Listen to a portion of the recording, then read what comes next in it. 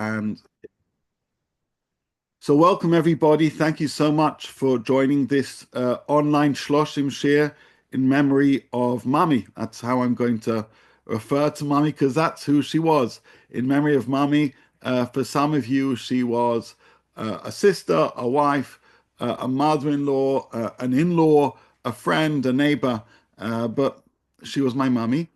And this is 30 days since the Levaya, just a little bit longer since Mummy passed away. And what I've done over the last month, apart from lots of traveling back and forth and talking to lots of different people, is try and spend a little bit of time putting together some thoughts relating to the laws and customs of mourning. As a rabbi, I've learned these laws before, but certainly it's very different when you think about these laws in an abstract way and when you live them and when you go through them, especially when there are a few bumps in the road. And what I hope to do is share some of the insights that I've put together, which I hope to be beneficial to others, either in future situations or when we're visiting others who are sitting Shiva, etc. So because it's a Shloshim, and Shloshim means 30, it's a 30 days since Mami's Levaya, her funeral, I've put together 30 different thoughts in what I've called a kuntras avlei simcha. Kuntras is a Hebrew word, generally means a small booklet or pamphlet.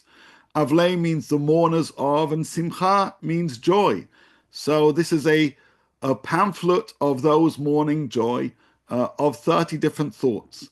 Now, not to worry you, we're not going to go through all the 30 thoughts, but I have written something on each of these topics relating to the blessings we say at a funeral, relating to the status of having lost a close relative but yet to bury them. That's called being an onen. The status of being an avel, a mourner, sitting shiva, and the customs and laws that arise from that, and a few other associated practices and customs. Here I've underlined the 10 topics I wish to try and go through in the next 25 or so minutes. I'm conscious of time and I'm interested to hear your thoughts, not just for me to speak and deliver a lecture here. What I want to do is offer some new approaches to either some well thought through issues that arise when a person is a mourner, or refreshing attitudes towards how to mourn, because sometimes people presume that mourning has to be done in a certain type of way. And what I intend to do is offer alternative approaches, which I believe may be useful for others to think about and perhaps practice themselves. So we have here Shloshim Hirurim al halachot u'minhagei avilut sha'alu b'mei hashiv'a v'ashloshim של אמי מורתי מרת שמחה בת רב דוד וליבה הרינו מקבת משכבה. 30 thoughts about the laws and customs of mourning that arose during the Shiva and the Shloshim for my mother, my teacher, Simcha bat Rab David veliba. That's the names of my maternal grandparents, Dave and Lily. Hareini kaparat mishkava. That's a phrase that our rabbis encourage us to use when mourning a parent in the year of mourning. So let's begin, and we're going to jump into point number 2. And just to explain point number 2, a little background is necessary. When a person has lost a close relative, that means one of the 7 close relatives, a parent, a sibling, a child, or a spouse, then, and they've yet to bury them, they're in a state called onen or aninut, which means that they are exempt from praying, from saying blessings, from various different other religious observances. And that is itself a strange thing, because I'm a religious person, so every day I pray and I say blessings. And so you kind of almost have to intend to not do the things you ordinarily do. And I've spoken to a number of people about it, and they've said, yes, that was very strange. There's a knee-jerk reaction to pray in the morning or to say blessings before you eat. And you're thrown into this tumult of losing a close relative, but some of the regular anchors of your daily life, which include praying, reciting blessings, we've been told that this is not our place to say them when you're an onen. So what I wanted to do is explore this status of what we call aninut, from a Jewish legal, a halachic perspective, but also a Jewish philosophical perspective. So as I write here, someone who prays thrice daily and who recites brachot before and after eating, the non-recitation of prayers and brachot during the period of aninut initially required meaningful mental effort. Now, it's important to note that most people are only in this period between losing a loved one and burying them for perhaps a day. And so this is a very, very brief passing moment. For reasons which you're not going to get into now, that period for us lasted 5 days. And so it was quite difficult, very difficult to know what to feel during those 5 days of waiting and working hard to help Mummy get buried, but also figuring out spiritually what are you supposed to do in that period of time. As I write, though I was in an agitated state, and though I was absolutely determined to do whatever I could to ensure that my mother would be buried as soon as possible, I nevertheless needed to invest kavanah, at least for the first day or so, in my non-recitation of prayers and blessings. Meaning, you have to concentrate not to do something. It's a bit like when you drive in Israel, as I do, and I came to the UK and started to drive, and you have to concentrate and say, no, they drive on the other side of the road. And for the first day or so, you kind of have to mumble that to yourself so you don't make a mistake. So that was a similar thing for the first day or so after Mummy sadly died, mumbling to myself, I'm not supposed to be praying and saying blessings. And so I want to explore what are you supposed to be thinking about above and beyond, obviously, the terrible loss and bereavement that you've suffered. And what's interesting is the reason why an onen is exempt from praying and blessings is actually twofold. Number one, it is based on the concept of osek b'mitzvah patur min mitzvah, meaning if a person's busy doing one mitzvah, they're exempt from performing others. And so if you're busy trying to bury the dead, you're exempt from doing other things. That's the halachic and philosophical construct which exempts the onen from praying and saying blessings. But alongside that, there is a concept called kavod hamet, literally the honor and respect for the dead person. And as I explained here, in terms of kavod hamet, the principle, as I understand it, and as based on the remarks of somebody else, is that even if one is not physically busy with a mitzvah preparing a burial spot for the dead, it is a lack of kavod hamet to be thinking of anything else of any spiritual import when the body of a loved one is yet to be buried. Instead, your heart and soul should be directed towards them. Given this, in the period of aninut, between a bereavement and a burial, if one momentarily starts saying a prayer, bracha, or blessing, one should actively redirect one's kavanah towards the relative who has died, who, in the period between death and burial, is deserving of your full attention. So what I've tried to do here is unpack a practice which is quite well known but rarely discussed, meaning there is an intentionality when a loved one has died, that the only thing you should be thinking about is them. And it's as if God, the Torah, the halacha says, don't think about anything else. And if you accidentally do so, redirect your heart, your mind, to be exclusively thinking about your loved one. And so the period of aninut is exclusively about thinking of the person you've lost, deliberately attempting to enable their burial, but also deliberately focusing on who they were to you and your pain of their passing. So that's thought number one, exploring the intentionality of not saying blessings when a person is in a state of aninut. Perhaps it may seem like a very marginal thought, but I suppose there's been a lot of things written about classic mourning rituals, so I thought I'd talk about things a little bit more unusual.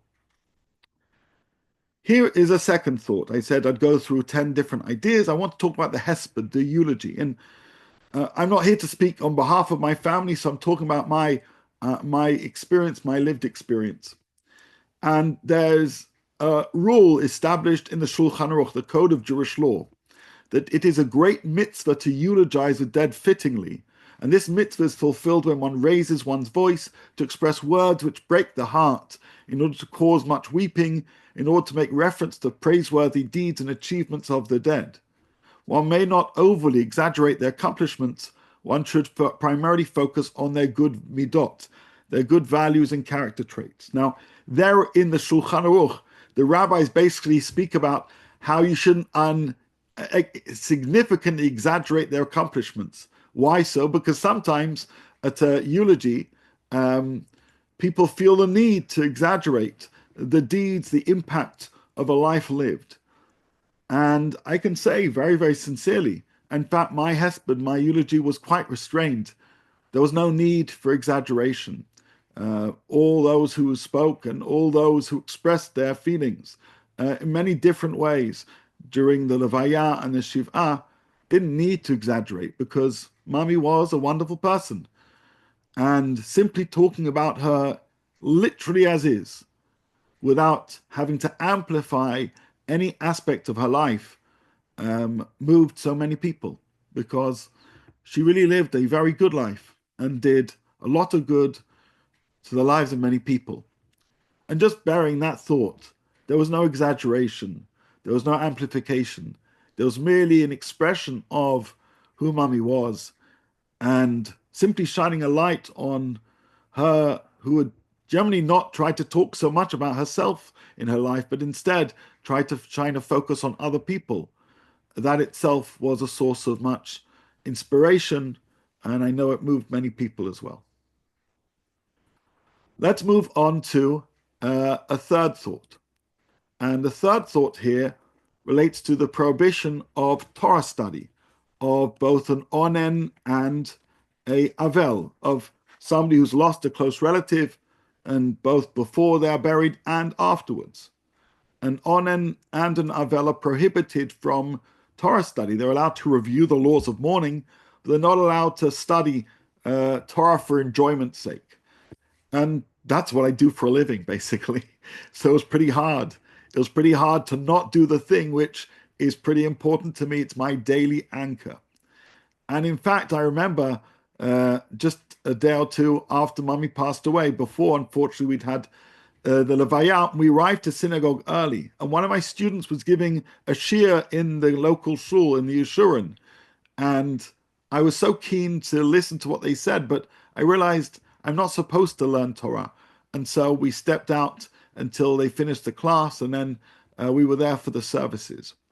And it made me think, what's so wrong with studying Torah when you've lost a close relative or when you're in mourning? Surely that's a good thing. And I think the answer is as follows. There's a prayer that one says before studying Torah, that when you study, you hope that no error arises from what you've studied. Meaning, I'm a rabbi, and so when I learn things, I then teach things. So I better learn things accurately, so that when I teach them accurately. And my sense is that when a person is an onen or an avel, they're not really completely focused on the Torah. Of course, they're thinking about their loss. And that runs the risk of them mishearing and misunderstanding the Torah that they may be studying. And thinking about that, it reminded me of the following remarks of Rabbi Sachs. And Rabbi Sachs, when reflecting on the death of his father, he said the following: "When my father died, I felt an existential black hole, an emptiness at the core of my being. It deadened my sensations, leaving me unable to sleep or focus, as if life was happening at a great distance, and as if I was a spectator watching a film out of focus with the sound turned off. The mood eventually passed, but while it lasted, I made some of the worst mistakes of my life." What he's basically saying is, when a person is experiencing great grief, then they are off balance, and it can lead them to make mistakes. And so as I write here, having thought about this, not studying Torah became more bearable during the period of Aninut, those 5 days and the week of Shiv'ah, given the possibility that errors may arise from any attempt to do so. So that's an explanation about why it's not advantageous, why it's not wise, why it's not appropriate for a mourner to study Torah. Let's move on to another thing. And there are lots of informal rules about Shiva, ones that people say even though they're not necessarily written in a book. And one of the rules was that every day that people would come to the Shiva house, and loads of people came every day, I and all members of my family would thank those who were coming. We'd thank each individual person. At the end of every service, we would thank those who came, those who brought food. We would thank. It was very important for us to express gratitude. And a number of people told us, you shouldn't thank people. I said, who says? And I was told, yeah, there's no book that says you shouldn't thank people, but it's kind of like not the done thing. And since then, I took some time to think through this question. Is it really right in a Shiva not to thank people who come, not to thank people who bring food? And so I noticed in the classic book about the laws of mourning called Gesher HaChaim, a mourner is permitted to bless their friends with long life and health. A mourner is permitted, upon hearing good news, to wish others Mazel Tov.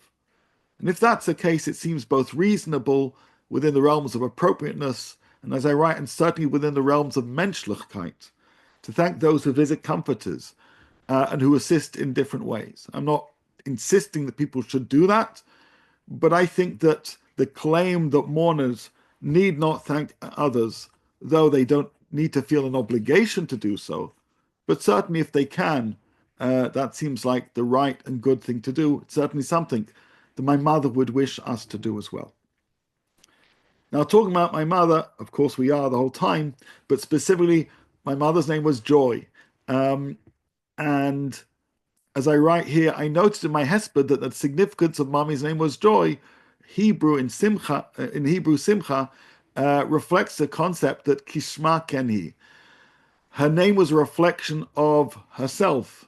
Her name was a reflection of her very essence. And I think everybody seemed to agree with that. Mommy wasn't just joy in name, she was joy in nature. And as we were looking through old photographs of Mommy, all of them had Mommy's smile beaming, because she really had a very special smile. And that was sensed. It was experienced by many people. And so in my hesped, in my eulogy, I quoted the words of Rabbi Nachman of Breslov, who taught mitzvah gdola liot b'simchat tamid. It's a great mitzvah to always be joyous. And so I said there at the funeral grounds, even though I'm right now delivering a eulogy, I ask those present to draw inspiration from Mommy's name, from joy, from simcha, and for them to be as joyous as possible. And this then raises an interesting question. Is it appropriate to laugh in the Shiva house?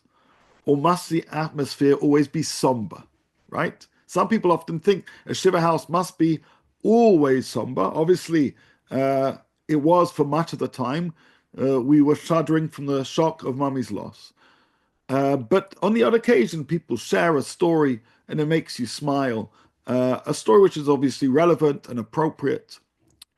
Now, in theory, the answer to the question is simple, which is that there should be no joy. Here I'm talking about the emotion in a Shiva house.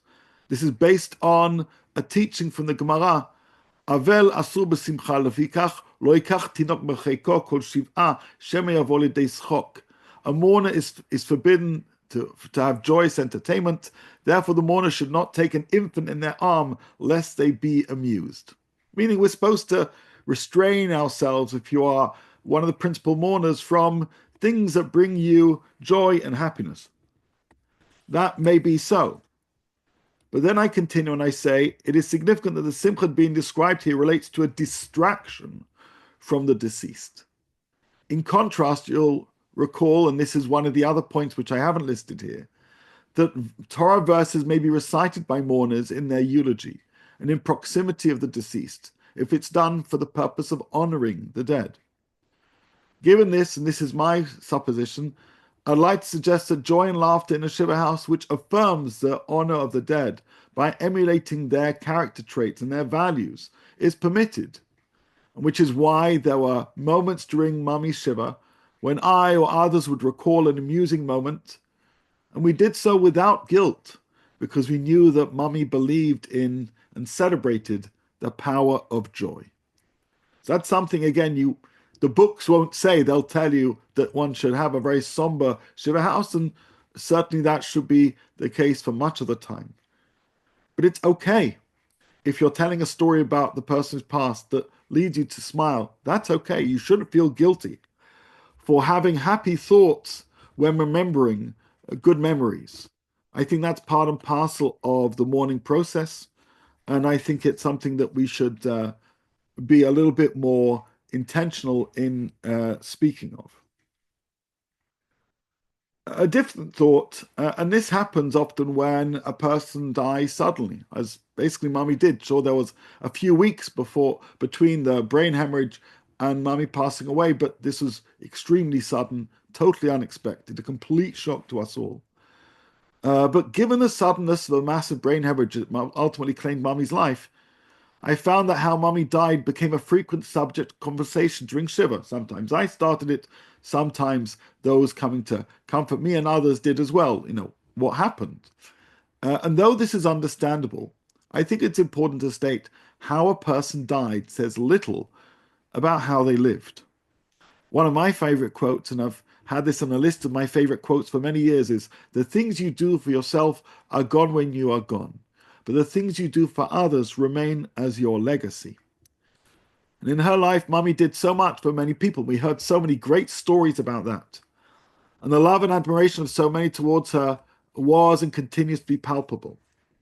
And so while it is understandable why conversations are had about causes of death or what happened, I think it's important to maintain a significant focus on the life and legacy of the individual, because that's really how they should be best remembered. And there's so much that Mummy did in her life, and so much that we take great pride in remembering. A different point, which is, again, I think something worthwhile mentioning. Sometimes people would come to the Shiva and say, I'm so sorry I couldn't make it to the Levaya. Or they'd write me a message saying, I'm so sorry I couldn't come to the Levaya and the Shiva. And as I write here, admittedly, if there weren't many people at the Levaya, or there weren't many people at the Shiva, perhaps their absence would have been more marked.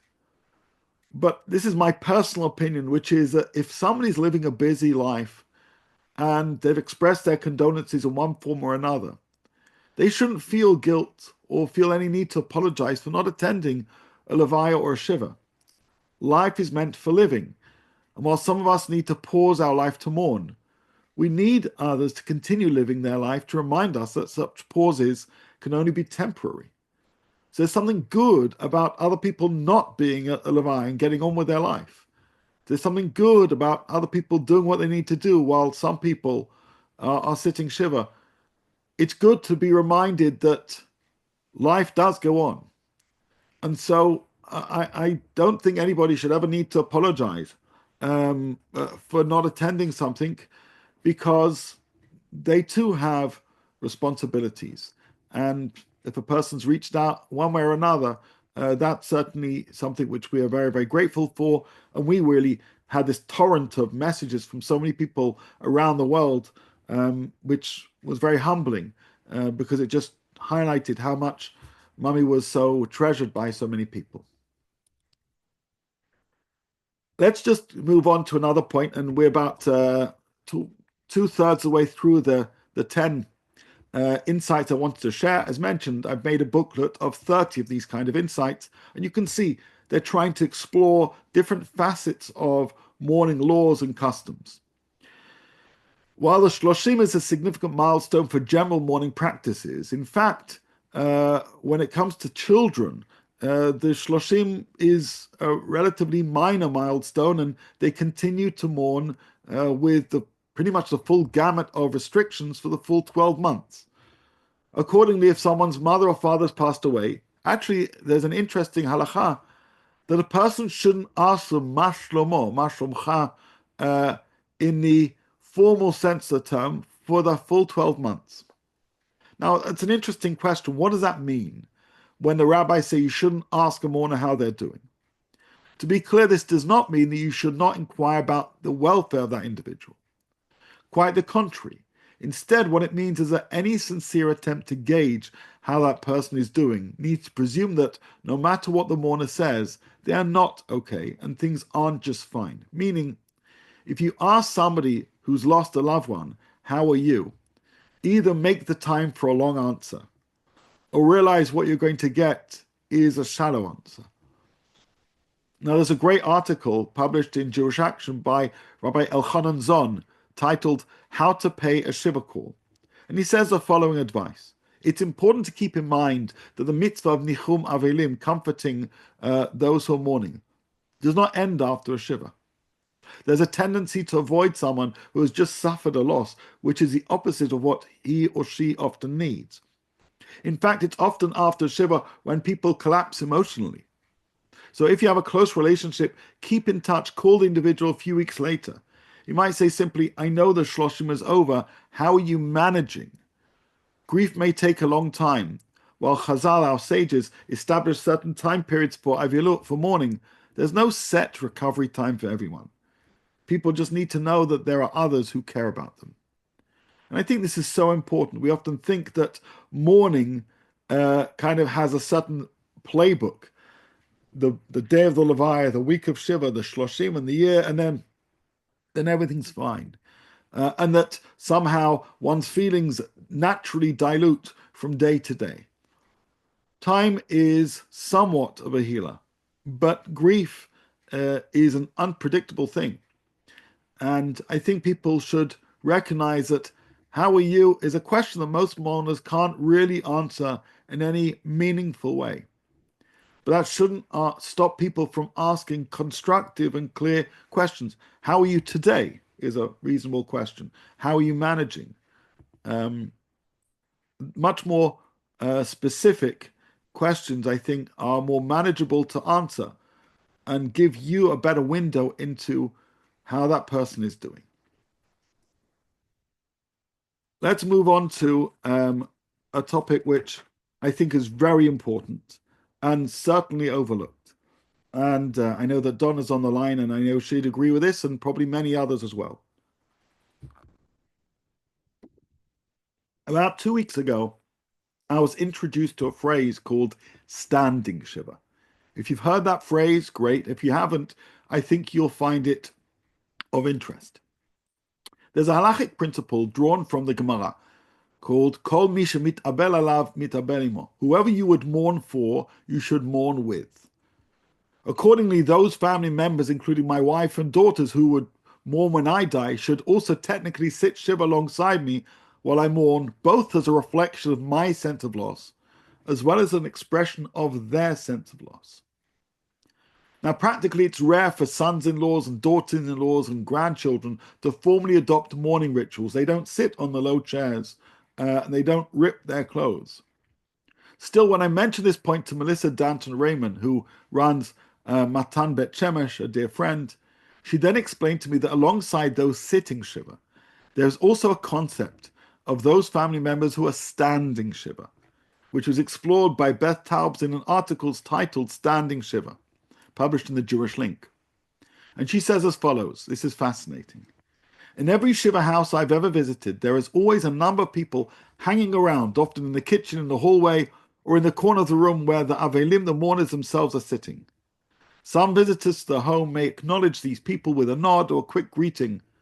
They are not, however, the people these visitors have come to see, as they are not sitting Shiva. Typically, the people hanging around in a Shiva house are the people standing Shiva. They are grandchildren, nieces, nephews, in-laws, and good friends of the deceased and family. She goes on to say, there are people who may well be mourning deeply and feeling a profound sense of loss, but they do not have a technical halachic requirement to sit Shiva. Having provided this helpful term, Basi Taubes then makes some useful suggestions. If you are standing Shiva after the death of someone you love, you may long for others to recognize and acknowledge your pain. Talk to your friends and family. Share the details of your warm relationship. When even well-meaning people ignore or minimize your loss, you may feel like they are undermining the person's significance in your life and taking away your right to feel pain. This often seems to happen when an elderly person dies. It is the nature of life that older people die. The death of a grandparent is expected as part of the natural world order. But it's not helpful when grieving to be reminded of the person's age. It does not ease the pain caused by their absence. Grief reflects one's unique relationship with a person who has been lost and one's own ability to cope with loss. People who stand shiva don't always recognize the need for help in dealing with their grief. We can acknowledge and address that need.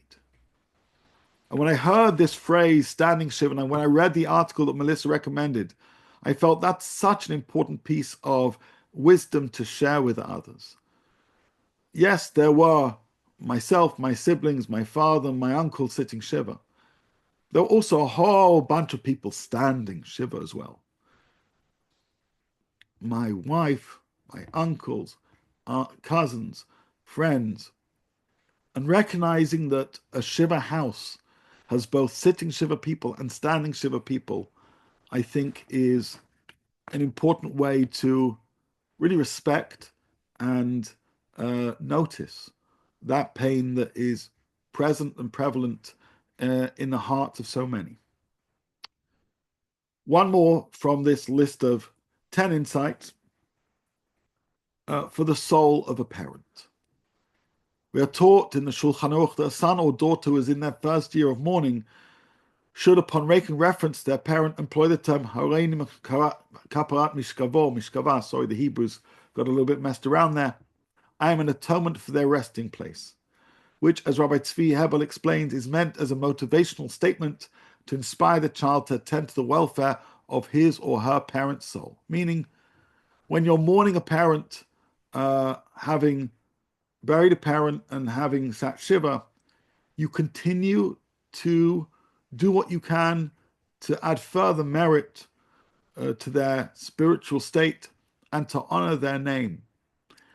And as Rabbi Eliezer Papo writes in his book Pele Yoetz, and these are my final remarks, whatever is in his power to do for them to bring pleasure to their soul, he should do every single day. Not only during the first 12 months and the subsequent yortzites. How wonderful it would be if a person would develop the habit of saying the following on a daily basis. May it be your will to accept with mercy any and all good deeds that I will do today, and they should all be a source of merit, peace, and elevation for the soul of, in this case, my mother, and may their souls be bound in a chain of life. And I find that to be very, very beautiful, because Shiva may end, but the endeavor to continue to be both a source of pride and a source of merit to Mami continues. That is what mourning is. Our rabbis talk about children being a perpetual extension of the spirit of a parent. And so whatever we do is meant to be in their merit, which of course includes this shiur. Hopefully all this learning and the reflection that we're having about these laws and these customs should obviously provide an aliyah to the neshama of my dear mother. So I'm going to end just with two beautiful pictures of Mummy. They're both of her smiling because, as mentioned before, that's what Mummy always did. She always smiled, and she was really a ray of light in the life of all those who are blessed to know her. All of you who are here either knew her personally or knew of her in a very meaningful way. And so I thank all of you for joining. What I'm going to do is now close the screen. And if you either have questions, feel free to ask. If you have reflections, either on the things I've said or just on Mummy, feel free to share. Before we do anything, I'll just ask Daddy if is there anything you want to say before I ask other people to speak. No pressure. One second. You'd need to unmute if you do want to say something. There should be like a little button somewhere or another. Or let's see if we can do that now. Yeah, that's great. Is that unmuted? Perfect.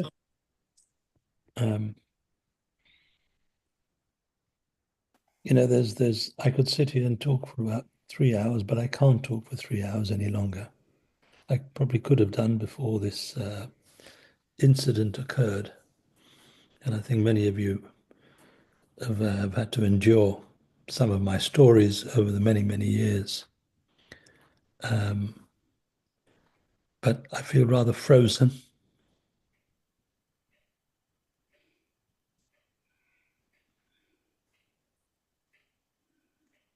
And thank you for the honor of asking me, darling. But maybe at a later stage. No problem. Anybody with either insights from things I've said, or things you want to share? Michael, yes.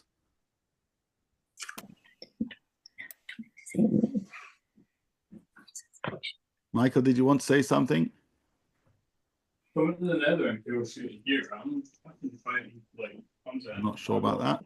Pearls already. Anybody else? No pressure. Okay. Angela? Mum, you're not in school. You don't need to raise your hand. That's okay. You need to now unmute yourself. No. So once that, Angela, you need to unmute yourself. Sorry.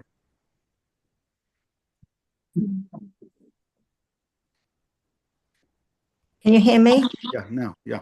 Okay. Johnny, that was so beautiful. I just was so inspired by all the points that you picked up.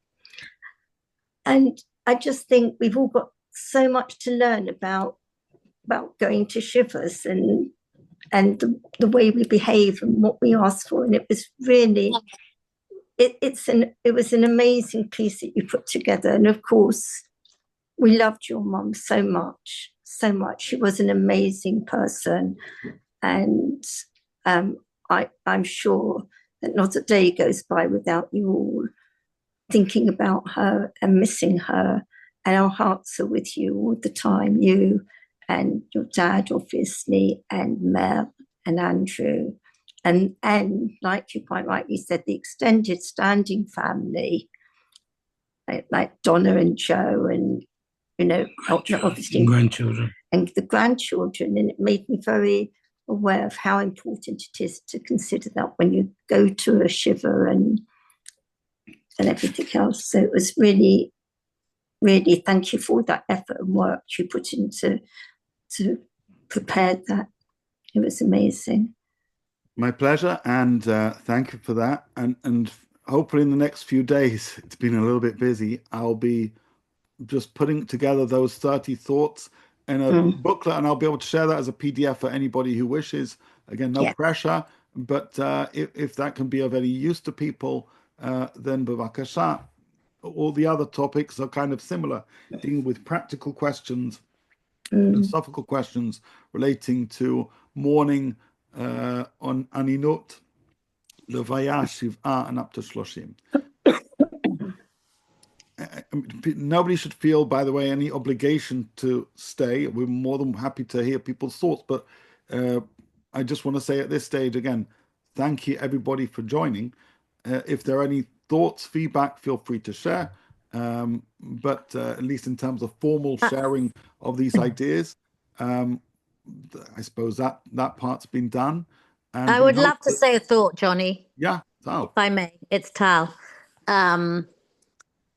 I think what you have shared with us tonight is really how being a mourner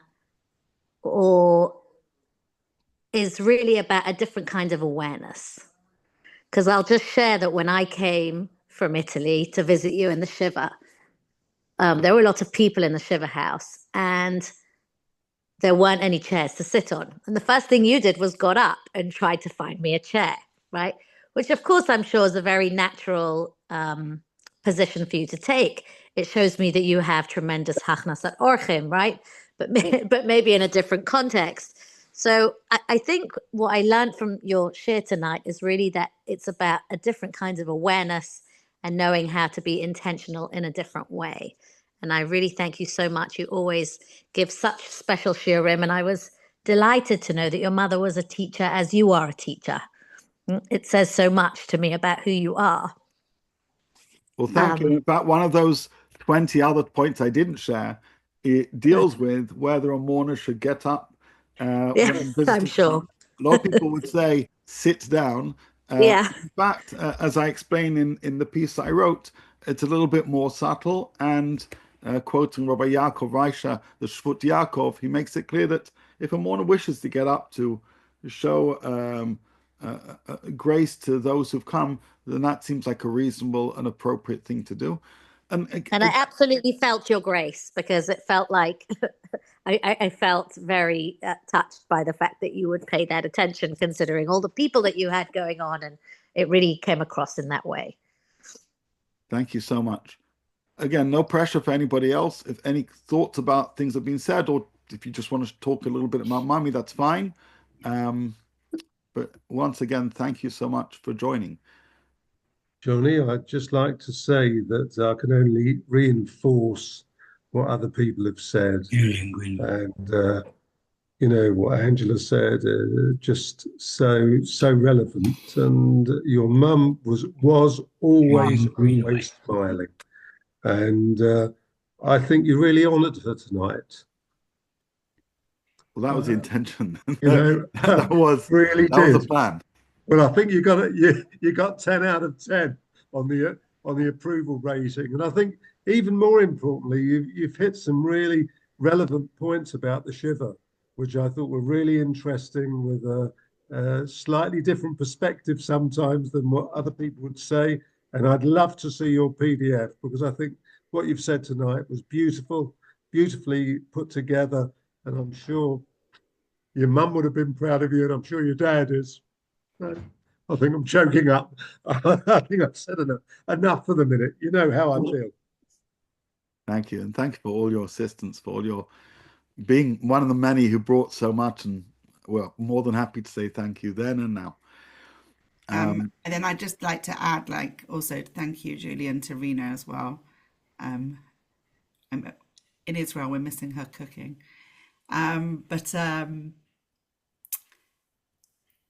Number of people have touched upon the fact that Mummy was a teacher, but she was more than a teacher in a setting.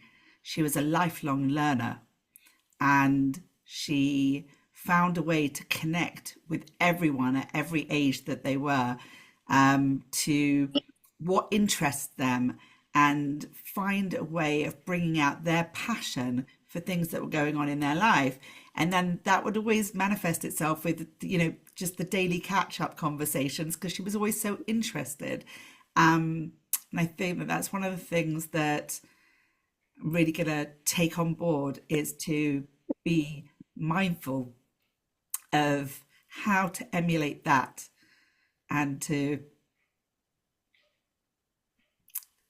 yeah. Okay. I think we're going to wrap up. But again, we appreciate all your support. We appreciate all your prayers when Mummy was unwell, and all your words of comfort when she passed away. And we hope that the lessons we've learned, or I've learned through this process, can help others when they encounter mourning. Please God, not in your life, but when visiting others. I think that sensitivity and thoughtfulness matter, and hopefully some of the things that have been shared can be of use to improve or enhance or support other people as they mourn the loss of a loved one.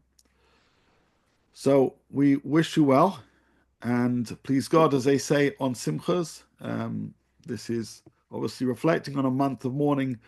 It's been a very long and hard month, and still at the same time, we look forward and hope there will be simchas for our family, but also more joyous news for the Jewish people around the world. And thank you for joining. Thank you, dear. Thank you. Yeah, well done. Thank you. Thank you. Beautifully done. Thank you.